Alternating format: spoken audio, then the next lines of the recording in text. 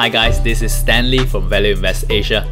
Welcome back. This is our final video talking about the 3 stocks that I might actually own for the rest of my life. Right? I just want to thank you guys for your response and questions on the previous 2 videos. The first one being Jardine Cycle and Carriage, and yesterday we talked about another company, Heineken Malaysia. I'm very excited that many of you has replied maybe directly through my email that you're very interested in investing and thinking of how to grow your wealth and reaching financial freedom.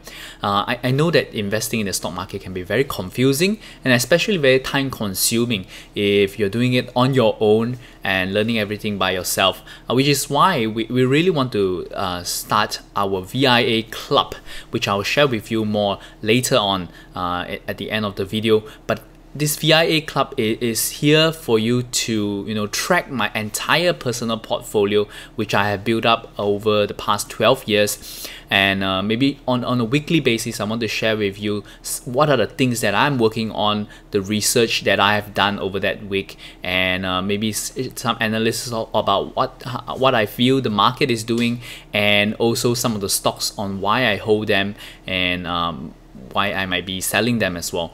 That's what we're trying to achieve with VIA Club, which I'm going to share with you a little bit later on. But today, let's talk about the last stock that I'm thinking of holding for the rest of my life.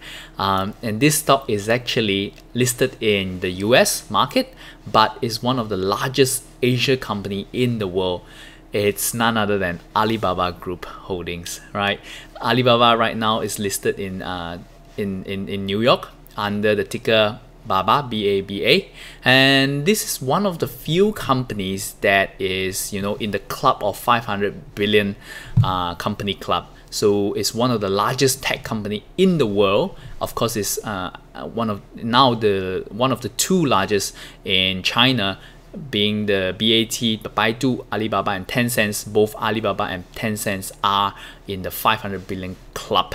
And they are together with company like Apple, Microsoft, Amazon. These are the world leaders in tech around the world. And we have seen how Alibaba grew since its beginning, from just an import-export website, Alibaba.com.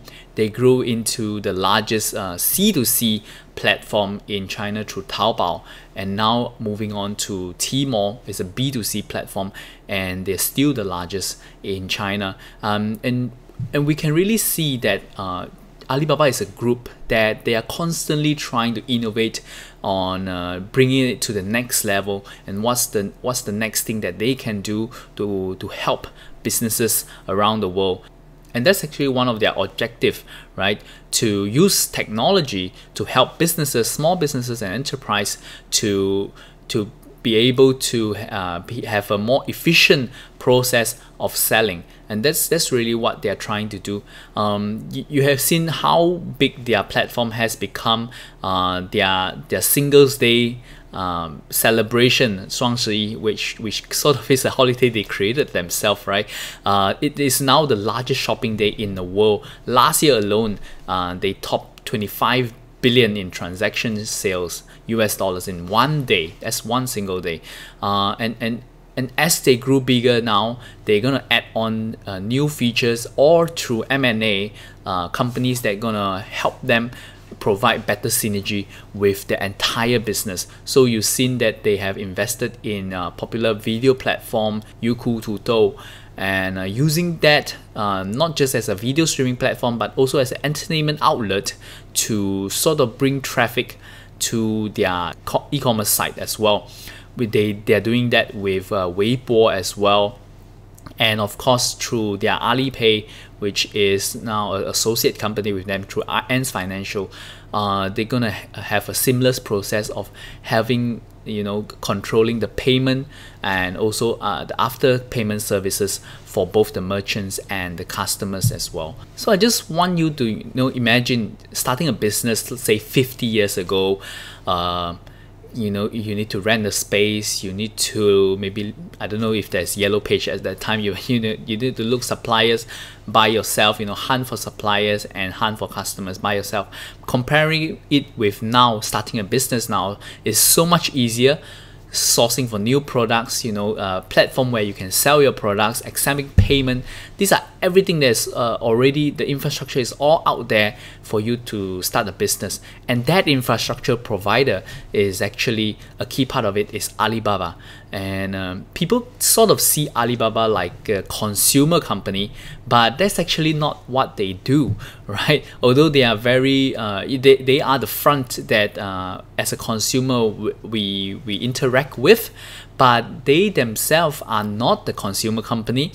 Rather, they are the business software provider for businesses, and it is their job to help businesses improve and make doing business easier, right? And when you think about it, although we buy things from Taobao, we buy things from Tmall, but those are never the things that Alibaba are selling directly. They are always just the software provider for businesses to tap on to let them reach a wider audience, right?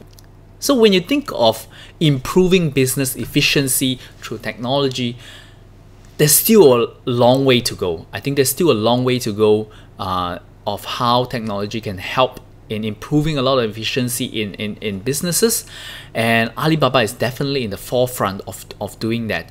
And this company is showing great growth as well, although it's one of the largest company now in the world. Its revenue is actually growing more than 50%, at 51% for the past 5 years, year on year, and its earning is growing at 59% year on year for the past 5 years. We think of this kind of growth like almost only for startup companies, but Alibaba is one of those few companies that is so large and yet growing so fast, and I don't think that growth is going to end anytime soon with where they're going, with where the world is going at the moment, right? So this is the last company that I'm going to share with you, Alibaba.com, which is really a company that I really admire, and I think I'm going to hold it for life. For all the three companies that I share, Jardine Cycle and Garage, Heineken Malaysia, and Alibaba, I try to have a different approach on how I see things to let you see, my thinking process and how you can have different type of analysis about different companies, and you can have a wide range of companies that you own in your portfolio. For example, Jardine Cycle and Carriage, the way I view it is from what we call a top-down approach, looking at which are the areas that I think will be fast growing for the next few decades, which is Southeast Asia, which I really like, a region that I really like. And from there, I find the company that I think can more or less be able to harness that growth, which is why I come to Jardine Cycle and Carriage. But for Heineken Malaysia, it's a different story of why I like it. It's because of its history and the simplicity of its business. It's a very simple business, and but it has shown over the years that it is a very, very consistent earner. Basically, it's growing not super fast, maybe 6-7% a year, but just from maybe slight growth in volume sales, and then a few percentage point on raising the prices. From there, you get like 6-7%, and then it's giving you a dividend yield of 5-6% as well. All in all, I'm gonna expect 10-12% from this stock over the long term. That's how I see it. More almost like buying a fixed deposit, but a high growing, high rate fixed deposit.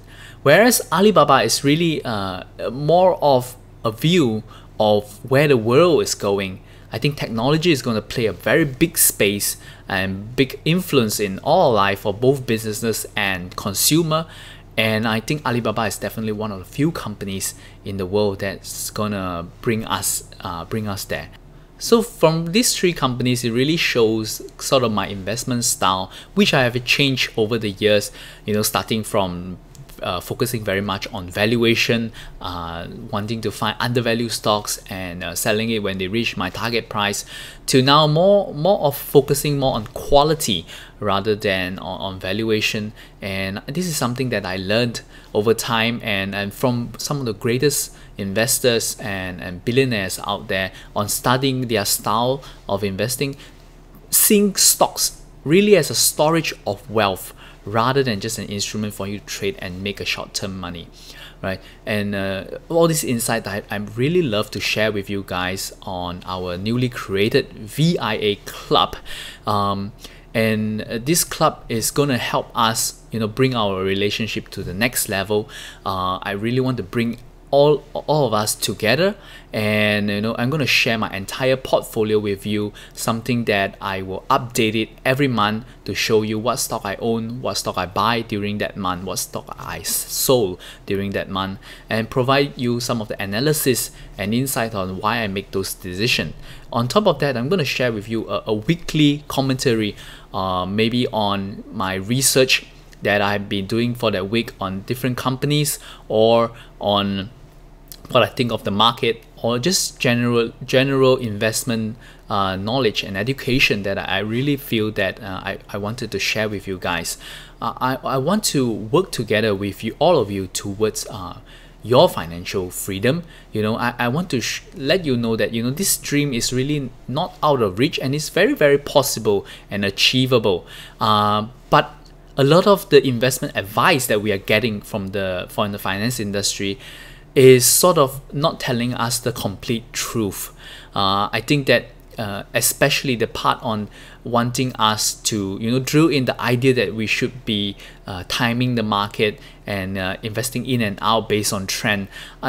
That's really something that I disagree with the industry, and I really want to show you a more practical approach on how we can achieve financial freedom in a more sustainable manner, right?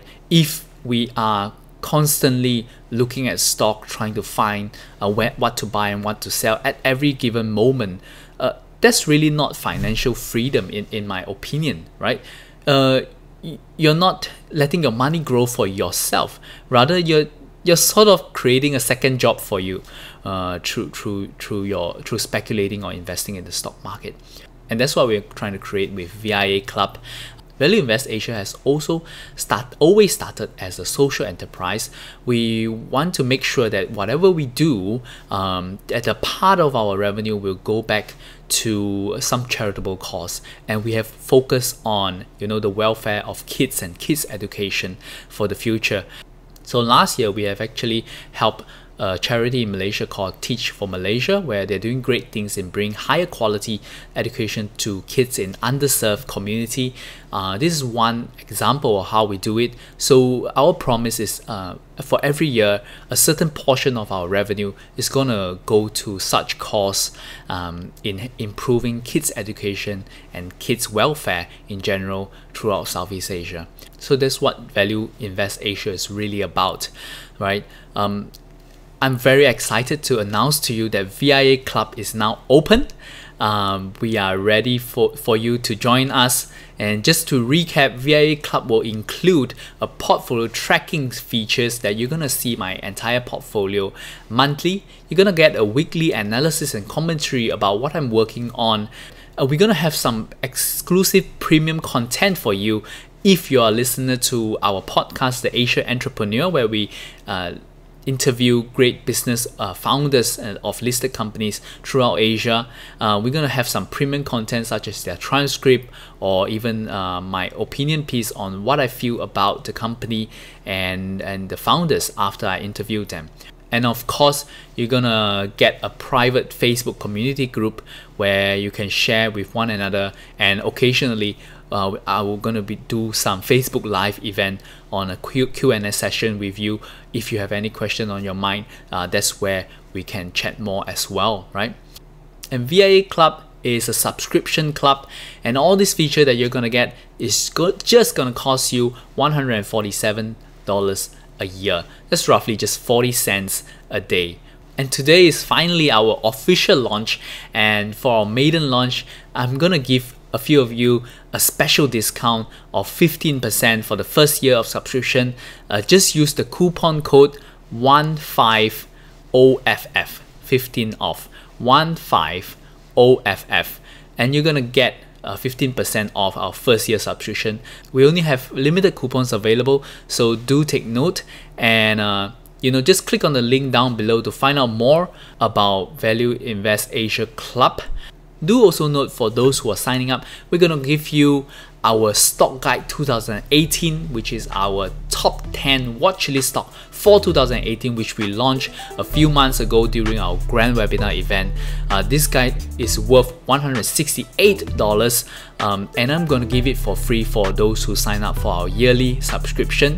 There's a lot of ton of content right now within the website for you guys. I hope to see you inside, but do note, for this launch we're only going to have a limited seat for the VIA club, because we are still a very small team and we want to make sure that we're going to able to service each and every one of you, to be able to have a conversation with each and every one of you. So we're going to limit our seat for the VIA club. I really hope you'll be one of them who join us. Thank you very much. I'll see you soon. I hope to see you inside.